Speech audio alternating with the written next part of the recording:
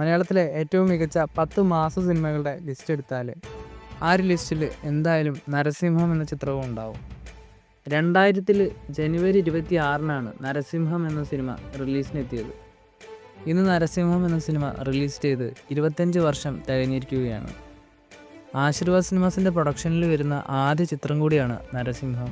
Wikipedia പ്രകാരം അക്കാലത്ത് 1-2 കോടി ബജറ്റ് കണക്കാക്കുന്ന നരസിംഹം ബോക്സ് ഓഫീസിൽ 22 കോടിയോളം രൂപ കളക്ഷൻ നേടുകയും 100 ദിവസത്തോളം സിനിമ അന്ന് തിയേറ്ററുകളിൽ പ്രദർശിപ്പിക്കുകയും ചെയ്തു.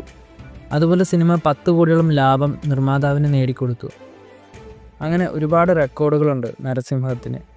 നരസിംഹം എന്ന സിനിമ റീമാസ്റ്റർ ചെയ്ത് ഇറക്കണമെന്ന് ഭൂരിഭാഗം പ്രേക്ഷകരും ആഗ്രഹിക്കുന്നുണ്ട്. കാരണം തിയേറ്റർ എക്സ്പീരിയൻസ് ഡിമാൻഡ് ചെയ്യുന്നൊരു ചിത്രം തന്നെയാണ് നരസിംഹം.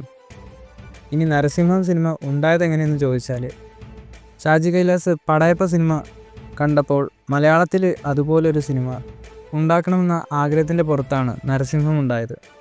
എന്തായാലും മലയാളത്തിൽ ഇന്നും ആളുകൾ ആഘോഷിക്കുന്ന ഒരു മികച്ച മാസ സിനിമയാണ് നരസിംഹം.